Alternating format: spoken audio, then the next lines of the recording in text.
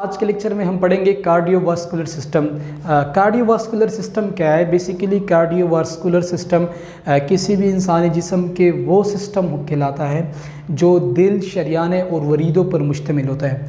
तो आज हम बात करेंगे दिल के हवाले से, दिल के स्ट्रक्चर के हवाले से, यानी कि हिस्टोलॉजी ऑफ हार्ट। तो अगर हम पहले बात करें हार्ट के बारे में,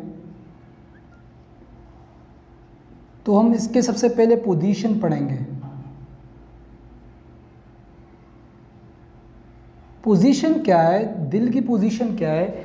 दिल जो होता है ये थोरैसिक कैविटी में मौजूद होता है। मेडियस्टिनम जो होता है, मेडियस्टिनम ये कहलाता है एक एम्प्टी स्पेस होता है, खाली जगह होता है फेफड़ों के दरमियान, जिसमें दिल जो होता है लाइज होती है, यानी कि दिल पड़ा होता है। ठीक है, तो अगर हम इसकी पोजीशन की बात करें, थर्ड कोस्टल कार्टिलेज से लेकर फिफ्थ कोस्टल कार्टिलेज। ठीक है, कोस्टल कार्टिलेज क्या होता है? कोस्टल कार्टिलेज वो हिस्सा है जो रिब्स के दरमियान जो कार्टिलेज होते हैं, जिसे हम कार्टिलेजिनियस बोन्स कहते हैं, ये उन बोन्स से, यानी कि जो थर्ड कोस्टल कार्टिलेज होते हैं वहाँ से शुरू होता है और फिफ्थ कोस्टल कार्टिलेज में दिल का जो लोकेशन है ये ख़त्म हो जाता है। इसके अलावा ये तो हम राइट साइड की बात कर रहे हैं, ठीक है, सीधे जानिब जो दिल की पोजीशन है उसकी बात कर रहे हैं। अगर हम लेफ़्ट साइड में बात करें तो लेफ़्ट साइड क्या होता है? सेकंड कोस्टल कार्टिलेज से लेकर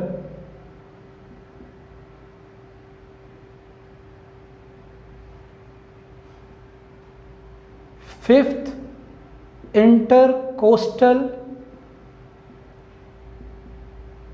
इंटरकोस्टल स्पेस, यानी कि जो फिफ्थ कोस्टल कार्टिलेज है और सिक्स्थ कोस्टल कार्टिलेज है, इनके दरमियान जो स्पेस होती है उसे हम क्या कहते हैं? इंटरकोस्टल स्पेस कहते हैं। इसके बाद हम पढ़ेंगे साइज ऑफ द हार्ट के कितने साइज क्या होते हैं। दिल का साइज जो होता है ये अबाउट 10 सेंटीमीटर अप्रोक्सीमेटली लॉन्ग होता है, 10 सेंटीमीटर इन साइज। अब अगर हम इसकी बात करें कि वेट कितना होता है, लेकिन वेट जो होता है, दिल का वेट जो होता है मेल और फीमेल, यानी कि मेन और वुमेन में ये डिफरेंट होता है। अगर हम बात करें फीमेल की अगर हम बात करें वुमेन की,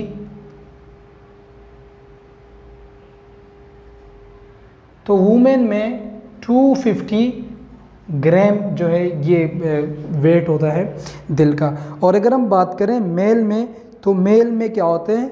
300 to 310, यानी कि 300 से लेकर 310 ग्राम तक ये वेट होता है मेल में।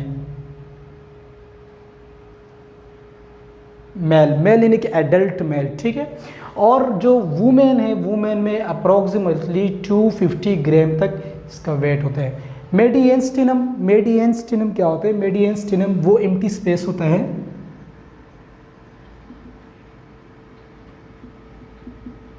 मेडियस्टिनम ये वो एम्प्टी स्पेस होता है जो बिटवीन द लंग्स प्रेजेंट होता है।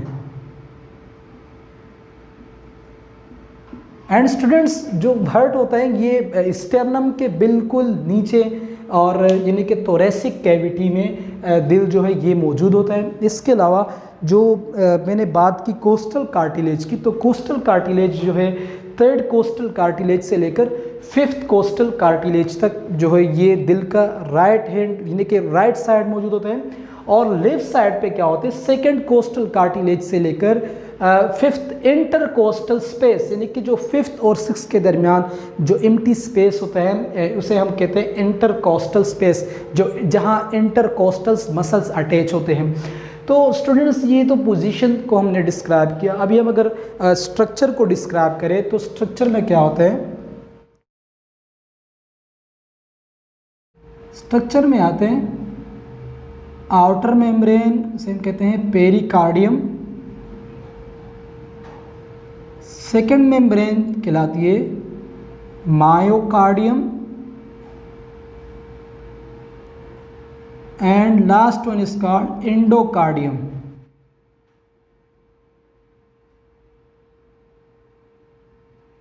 स्टूडेंट्स ये स्ट्रक्चर है, इंसानी दिल का स्ट्रक्चर है। पेरिकार्डियम इज आउटर वन, ठीक है, ये बैरूनी मेम्ब्रेन है पेरिकार्डियम, और इसकी मज़ीद जो है मेम्ब्रेन से वो हम यहाँ से जो इसकी ग्रूस एनाटॉमी है, ग्रूस एनाटॉमी में हम इसको डिस्कस करेंगे। मायोकार्डियम क्या है? मायोकार्डियम जो है ये इनर पोजीशन है, इनर मेम्ब्रेन होता है, और एंडोकार्डियम्स क्या होते हैं? ये बेसिकली कार्डिक मसल्स होते हैं। तो स्टूडेंट्स डायग्राम आपके सामने मौजूद हैं, और वक्त को हम कम करने के लिए डायग्राम हमने पहले से ड्रॉ किया है, हम इसमें लेबलिंग करेंगे। इससे पहले हम ग्रूस एनाटॉमी पढ़े, स्ट्रक्चर यानी कि हिस्टोलॉजी ऑफ कार्डियोवास्कुलर सिस्टम, जो दिल का स्ट्रक्चर है जिसे हम ग्रूस एनाटॉमी कहते हैं। स्टूडेंट्स पहले हम वो पढ़ेंगे। सपोज कर रहे हैं हम इस वाले हिस्से को डिस्कस कर रहे हैं।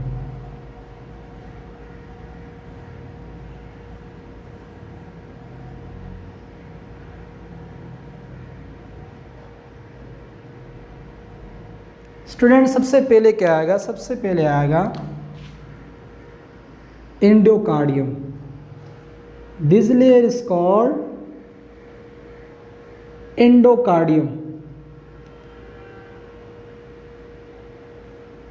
इसके बाद क्या है? इसके बाद ये लेयर कहलाएगी मायोकार्डियम।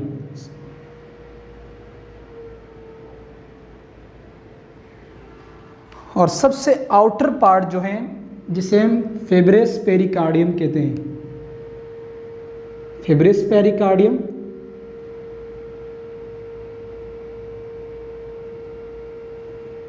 फिब्रिस पेरिकार्डियम के बाद क्या होता है? फिब्रिस पेरिकार्डियम के बाद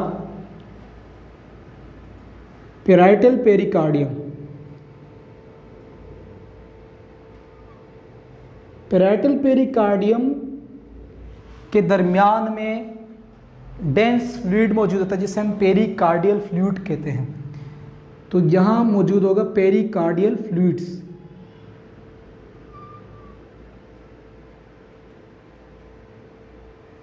इसको हम ब्लू से ड्रॉ, ग्रीन से ड्रॉ करते हैं।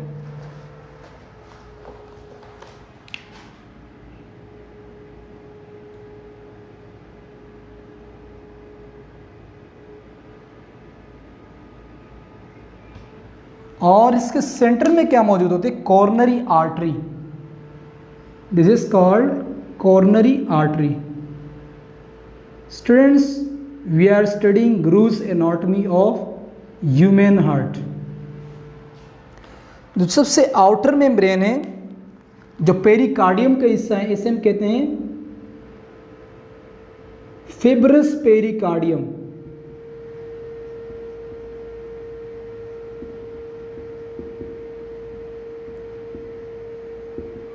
With in the fibrous pericardium, fibrous pericardium के बाद जो अंदरूनी पेरिकार्डियम होता है, इस पेरिकार्डियम को हम कहते हैं parietal pericardium.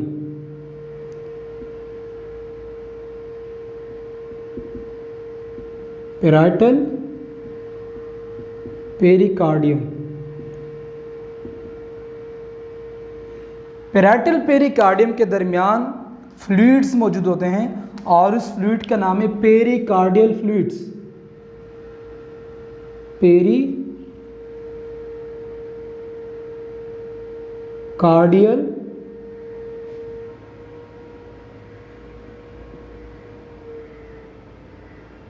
Fluids.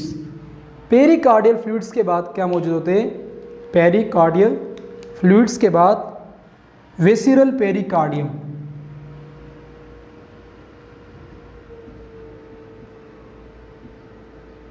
Visceral pericardium. Students यहाँ तक जो पेरिकार्डियम से, ये सब पेरिकार्डियम का हिस्सा है। इसके बाद ये वाला हिस्सा जो है, ये हिस्सा कहलाता है myocardium. This portion is called myocardium. Myocardium के इनसाइड मौजूद होते हैं endocardium. This portion is called endocardium,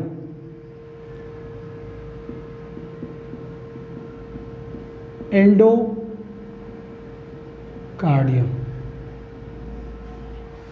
students, ये gross anatomy of human heart था जो हमने डिस्कस किया। अभी हम इसको डिस्कस करते हैं, दोबारा इसको मैं रिपीट करता हूँ।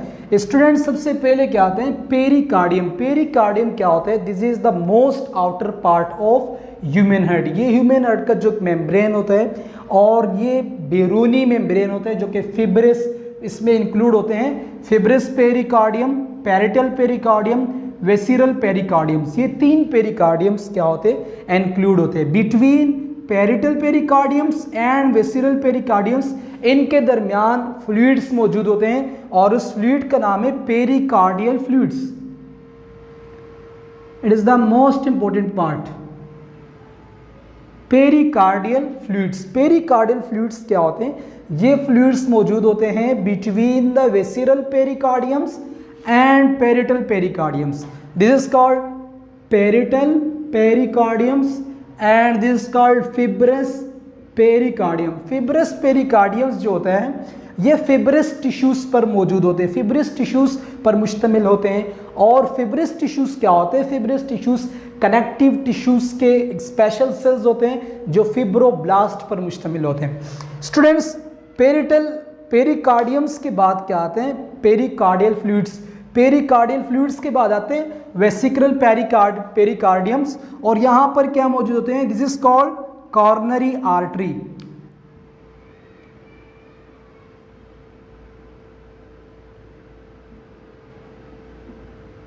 Coronary artery. कॉर्नरी आर्टरी के बाद ये हिस्सा जो है ये कहलाता है मायोकार्डियम्स। और अगर हम मायोकार्डियम की ग्रोस एनाटॉमी पढ़ें तो मायोकार्डियम्स के जो स्ट्रक्चर है वो इस तरह होते हैं। This is the structure of myocardium.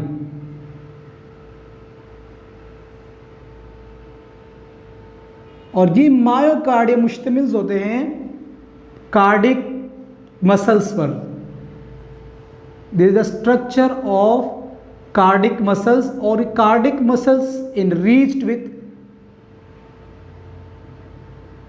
माइटोकॉन्ड्रियास। ये हिस्सा जो है ये हिस्सा कहलाता है कार्डिक मसल्स।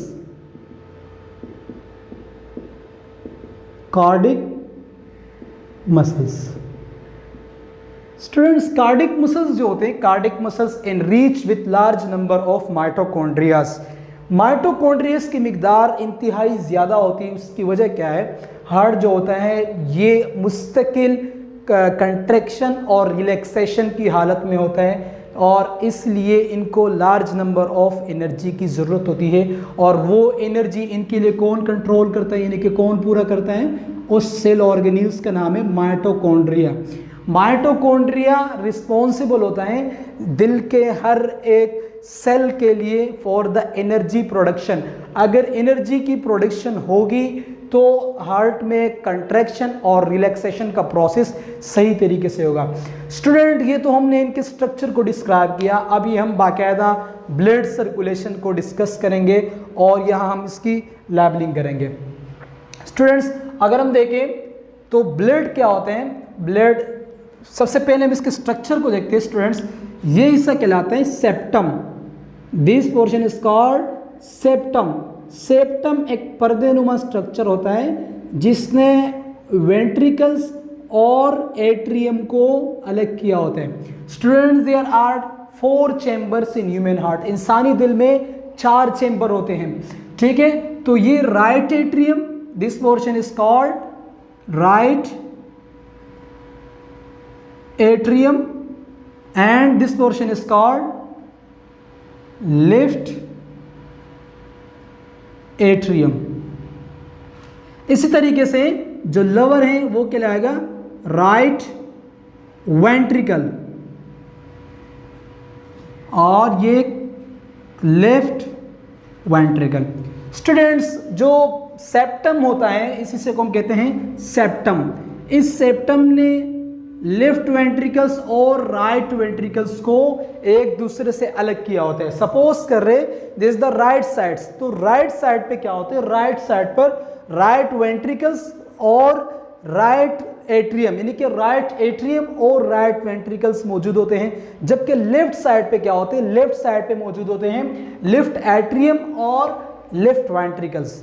तो स्टूडेंट्स इसका फंक्शंस क्या है, इसका फंक्शन से जो राइट वेंट्रिकल्स और लेफ्ट वेंट्रिकल्स के दरमियान एक दूसरे को जॉइंट करने से सेव करते हैं, क्योंकि स्टूडेंट्स जो राइट एट्रियम है और राइट वेंट्रिकल है इसमें डीऑक्सीजनेटेड ब्लड होता है। स्टूडेंट्स यहाँ डीऑक्सीजनेटेड ब्लड होता है, इस मुकम्मल चैम्बर में डीऑक्सीजनेटेड ब्लड होता है। और अगर यहाँ पर जो सेप्टम है ये सेप्टम रप्चर हो गया या नेचुरली सेप्टम जो है ख़राब हो गए तो इससे दिल की जो बीमारियां हैं वो जन्म ले सकती है, जिसे हम कहते हैं साइनोटिक हार्ट डिजीज़, साइनोसिस भी कहते हैं, और इसके नतीजतन ब्लू बेबीज पैदा होते हैं। तो इसलिए ये इससे कहलाता है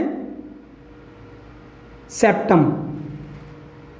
इसके अलावा स्टूडेंट्स जो ब्लड होते हैं, ब्लड कहाँ से आते हैं, ब्लड की फ्लो करें, लेकिन इससे पहले हार्ट के स्ट्रक्चर को समझना ज़रूरी है।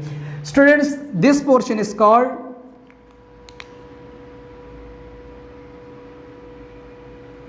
इंटर एट्रियल वाल्व, इसे हम कहते हैं inter atrial valve. Similarly left inter atrial wall, और ये कहलाएंगे राइट इंटर एट्रियल वॉल, इसे हम कहते हैं ट्राइकस्पिड वाल्व, ट्राइकस्पिड वाल्व, और स्टूडेंट्स से कहलाएगा bicuspid valve.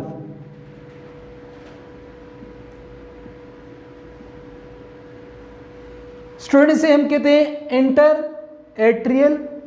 Inter atrial ventricular valve, इसे हम इंटर एट्रियल वेंट्रिकुलर वाल्व भी कहते हैं, क्योंकि इसने एट्रिया जो राइट साइड का एट्रिया है और वेंट्रिकल्स है इन दोनों के दरमियान ये इनका काम क्या होता है, सिपरेशन का काम होता है। सिमिलरली इसे हम कहते हैं left inter atrial ventricular valve कहते हैं, क्योंकि इसने क्या किया होता है, लेफ्ट साइड का जो एट्रियम है और लेफ्ट साइड का जो वेंट्रिकल है इसको क्या किया होता है, इसको सेपरेट किया होता है।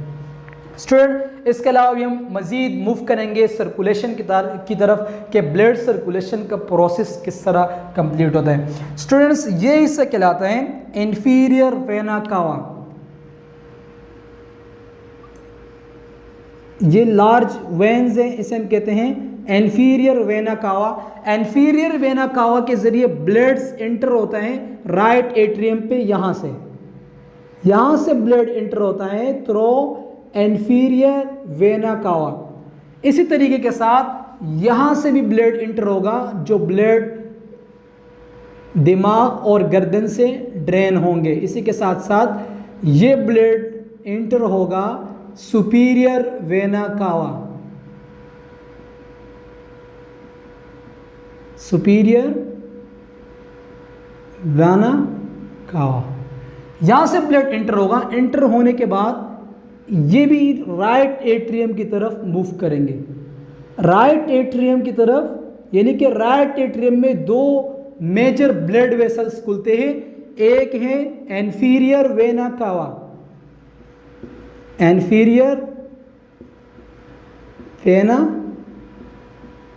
वेना कावा, और ये के सुपीरियर वेना कावा, यानी कि सुपीरियर स्टैंड फॉर आला और इंफीरियर स्टैंड फॉर अदना। इंफीरियर क्या करेगा, इंफीरियर जो होते हैं ये अगले टांगे और पिछले टांगों से ब्लड को, यानी कि जो लोअर पोजीशन ऑफ बॉडी है वहां से ब्लड को ड्रेन करेगा राइट एट्रियम में। तो यहाँ से जो ये ओपन हो रहा है बेसिकली ये क्या है, ये है inferior vena cava. Inferior vena cava कहाँ पर ओपन होगा, राइट एट्रियम में। इसी के साथ साथ जो ब्लड की सर्कुलेशन है superior vena cava, superior vena cava क्या होंगे, मूव करेंगे, ब्लड को ड्रेन करेंगे, दिमाग और गर्दन से ब्लड को ड्रेन करेंगे, और इसी तरीके के साथ ये ब्लड मूव करेंगे राइट एट्रियम में, ब्लड मूव करेंगे राइट एट्रियम में। This is called opening of and superior vena cava, और ये हिस्सा कहलाते हैं opening of inferior vena cava. Student इसके बाद क्या होगा, इसके बाद ये होगा कि ब्लड जैसे ही मूव करेंगे, मूव करने के साथ यहाँ से क्या होगा स्टूडेंट्स, मैं रेड से ड्रॉ करूँगा कि ब्लड जो होंगे इंफीरियर वेना कावा के ब्लड और सुपीरियर वेना कावा के ब्लड मूव करेंगे, और जो ट्राइकस्पिड वाल्व, जो वाल्व है ट्राइकस्पिड वाल्व में से कहते हैं, ये वाल्व ओपन हो जाएगा। ओपन होने के साथ ही ब्लड मूव करेंगे राइट वेंट्रिकल में। यस, ब्लड मूव करेंगे राइट वेंट्रिकल्स में।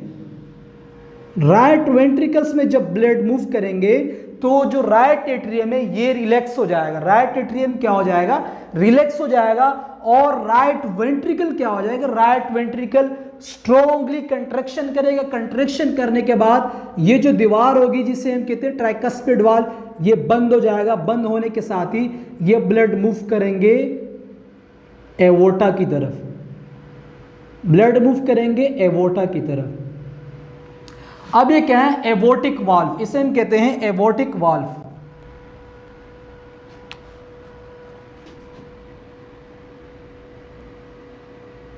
This is called pulmonary valve. Students यहाँ पे ये क्या है, ये पल्मोनरी वेन्स है। पल्मोनरी वेन्स जो है, sorry pulmonary artery, this is called pulmonary artery. तो ये जो पल्मोनरी आर्टरी है ये ब्लड यहाँ से मूव करेगा। देखिए आर्टरीज, तमाम आर्टरीज जो बॉडी में तमाम आर्टरीज है उसके अंदर ऑक्सीजनेटेड ब्लड मौजूद होता है। ऑक्सीजनेटेड ब्लड का मतलब है कि साफ खून, सिवाय एक आर्टरी है और उस एक आर्टरी का नाम है pulmonary artery. This artery is called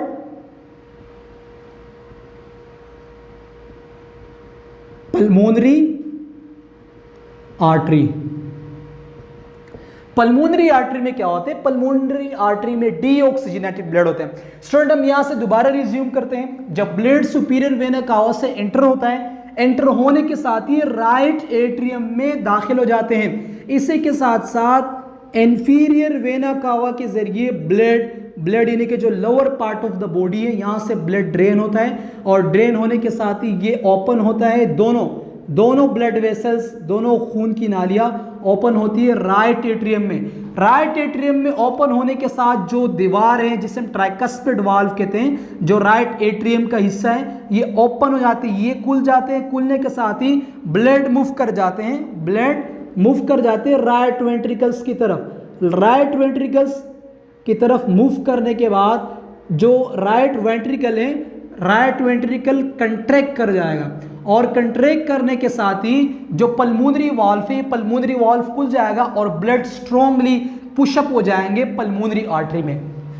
students pulmonary valve है, ये पल्मोनरी वाल्व क्लोज हो जाएगा। इसका काम क्या है, ये वाल्व इस वजह से क्लोज हो जाएगा, ये आप नजर आ रहा है आपको कि ये वाल्व क्लोज हो जाएगा जब ब्लड इसके अंदर ड्रेन हो जाएंगे। स्टूडेंट ये वाल्व इस वजह से क्लोज होता है क्योंकि जब ब्लड पल्मोनरी आर्टरी में दाखिल हो जाते हैं तो इस वाल्व का प्राइमरी फंक्शन क्या है, ये वाल्व जो होते हैं ब्लड को स्टॉप करते हैं अपने राइट वेंट्रिकल की तरफ, ताकि बैक फ्लो ना हो जाए। We can say back flow ना हो जाए और ब्लड सीधा जो है ऑक्सीजनेशन के प्रोसेस के लिए लंग्स में पहुंच जाए। पल्मोनरी आर्टरी जो है ये कनेक्ट होता है लंग के साथ, तो ये ब्लड को कैरी करेगा यहां से। Pulmonary arteries, right pulmonary artery and left pulmonary artery. Right pulmonary artery और right and left pulmonary artery. Students right pulmonary artery and left pulmonary artery ये दोनों कनेक्ट होते हैं लंग्स के साथ, फेफड़ों के साथ, और ये ब्लड यहां से भी राइट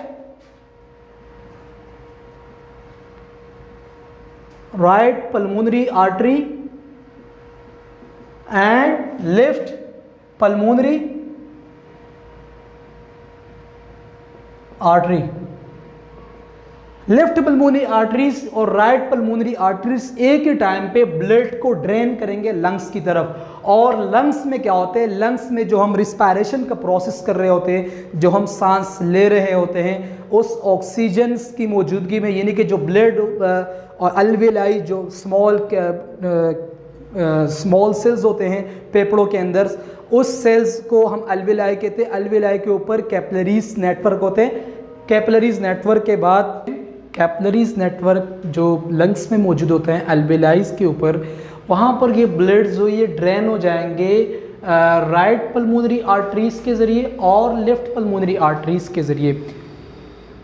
राइट पल्मोनरी आर्टरीज और लेफ्ट पल्मोनरी आर्टरीज लंग्स में जाके खुलेगा और लंग्स में क्या होंगे, जहाँ पर रिस्पायरेशन का प्रोसेस होता है, रिस्पायरेशन के प्रोसेस में जो हमारे रेड ब्लड सेल्स होते हैं वो ब्लड सेल्स जो होंगे वो ऑक्सीजन को एब्जॉर्ब करेंगे और ऑक्सीजन के एब्जॉर्प्शन के बाद CO2 को रिमूव करेंगे और इसी तरीके के साथ जो डीऑक्सीजनेटेड ब्लड थे अब वो साफ हो जाएंगे।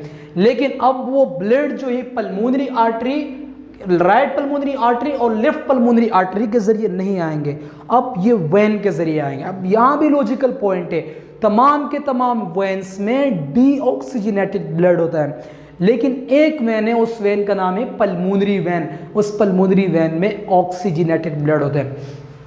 स्टूडेंट यहाँ से क्या होगा, ये कहलाता है, ये हिस्सा कहलाता है राइट पल्मोनरी वेन्स। इसे हम यहां पे लिखते हैं राइट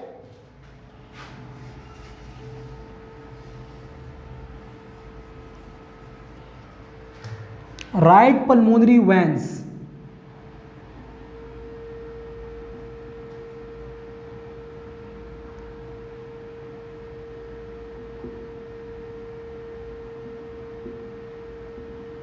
और ये कहलाता है, ये हिस्सा left pulmonary veins.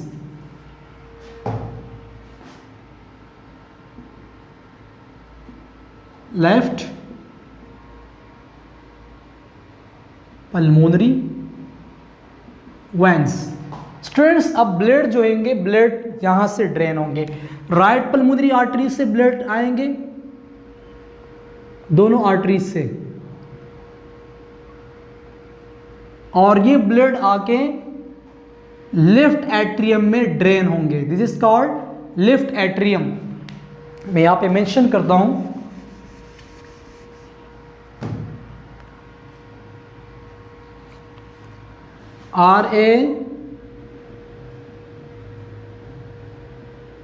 RA stand for right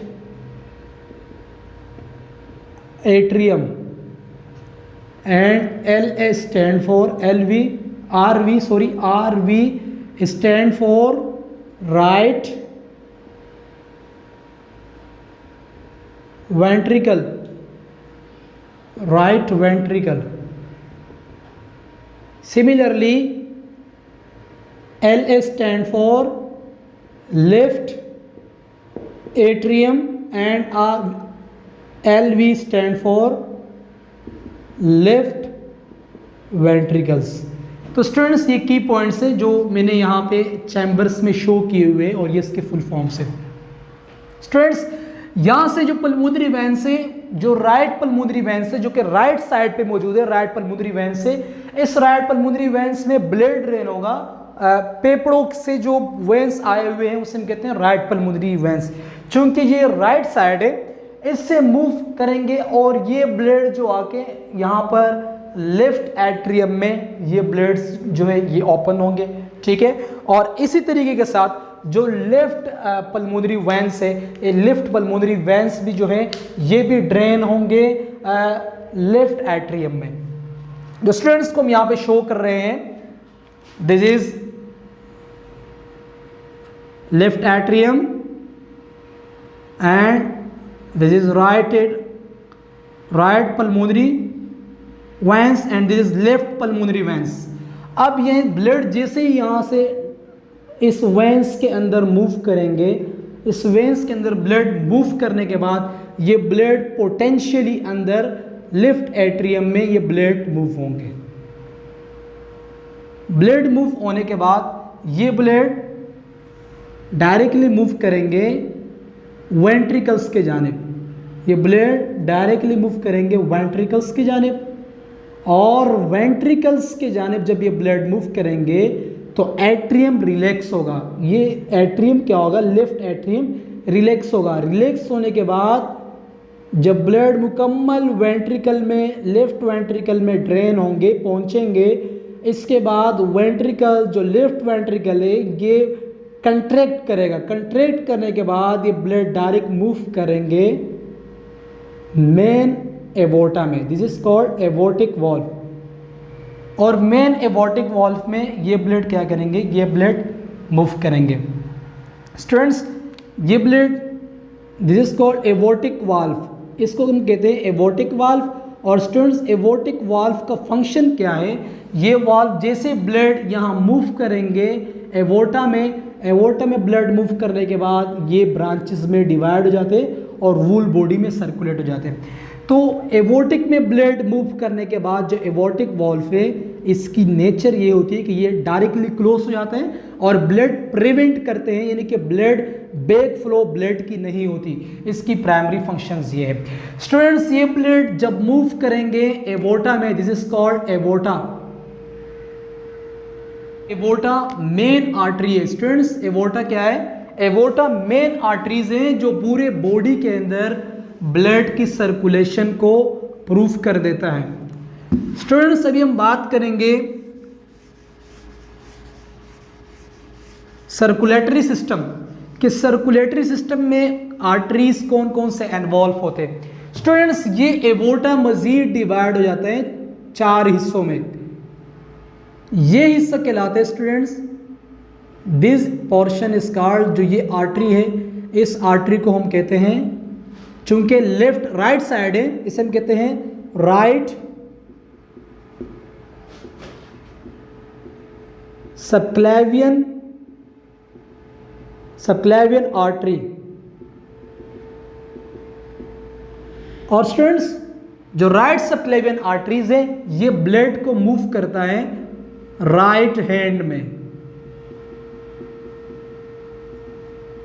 right hand. Student इसके बाद ये वाला हिस्सा जो है ये कहलाते हैं, ये आर्टरीज ये ब्लड को लेके जाते हैं दिमाग की तरफ, इसे हम कहते हैं right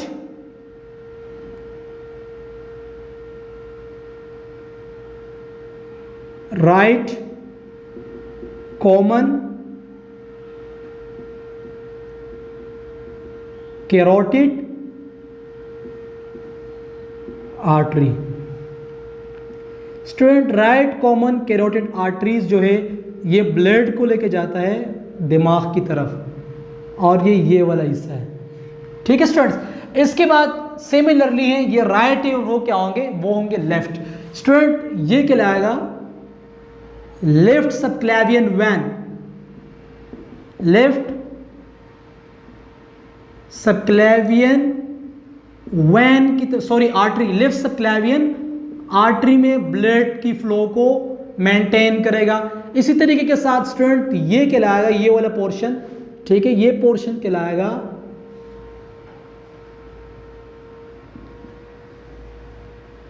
left common carotid artery.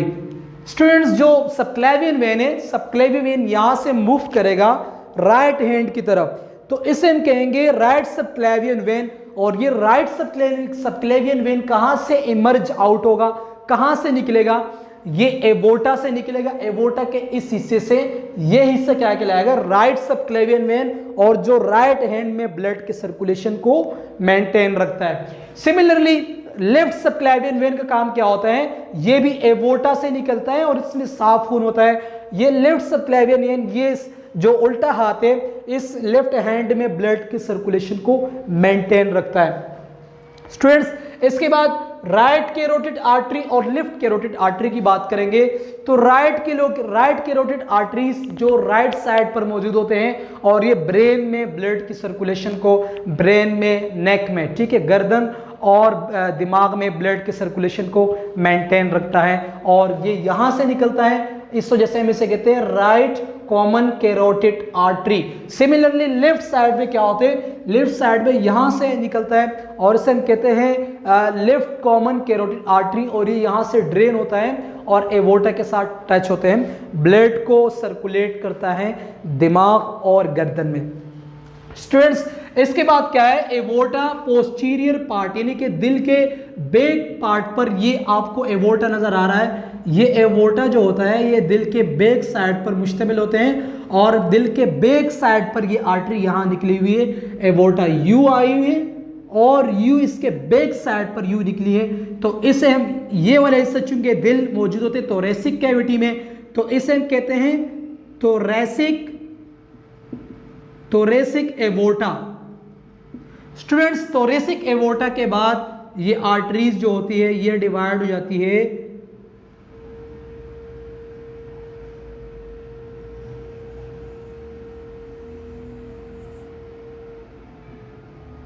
इसे हम कहते हैं थोरैसिक एवोर्टा टच होता है इनके साथ। अगर मैं इसको यू बनाऊं थोरैसिक एवोर्टा को, थोरैसिक एवोर्टा अटैच होता है एब्डोमिनल एवोर्टा, एब्डोमिनल एवोर्टा के साथ साथ एलियक एवोर्टा और फीमोरल एवोर्टा। स्टूडेंट्स ब्लड की सर्कुलेशन इसमें होती है, क्लियर ब्लड होता है यानी कि ऑक्सीजनेटेड ब्लड होते हैं। ये हिस्सा कहलाता है, ये एवोर्टा कहलाते हैं thoracic aorta, thoracic aorta.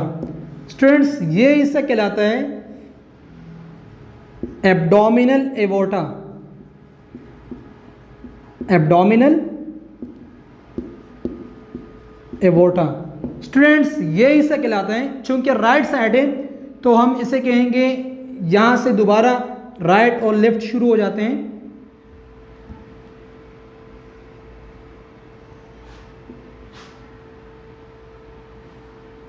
Right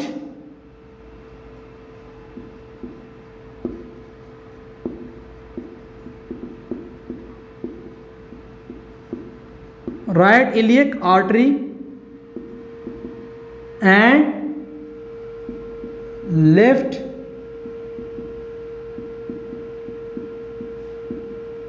iliac artery.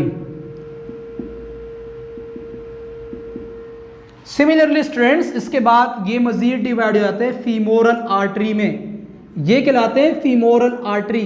चूंकि राइट जानिब है हम इसे कहेंगे right femoral artery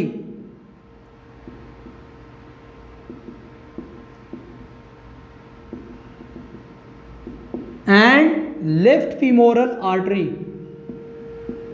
left femoral artery. तो स्टूडेंट्स ये सिंपल ब्लड सर्कुलेशन थी, कार्डियोवास्कुलर सिस्टम था और उम्मीद रखते हैं कि ये लेक्चर आपने इजी से गेन किया होगा। इंतहाई इजी लेक्चर है, हर काम जो हमें बज़ाहिर मुश्किल लगता है उस मुश्किल काम को हमने आसान करना होता है। स्टूडेंट्स ये लेक्चर को गेन करने के लिए आपके पास एक रफ़ कॉपी की अशद ज़रूरत हो सकती है और आप इसकी लेबलिंग खुद भी कर सकते हैं। स्टूडेंट्स इस टॉपिक के हवाले से किसी किस्म का क्वेश्चंस आपके जहन में हो तो आप कमेंट सेक्शंस में कमेंट कर सकते हो। इसके साथ साथ हमारे डिस्क्रिप्शंस में हमारे सोशल मीडिया के लिंक भी मौजूद है, आप उस लिंक के ज़रिए भी हमें पर्सनली हमारे टीम को ज्वाइन कर सकते हो। शुक्रिया। नेक्स्ट लेक्चर में हम कार्डियोवास्कुलर सिस्टम को जारी रखेंगे।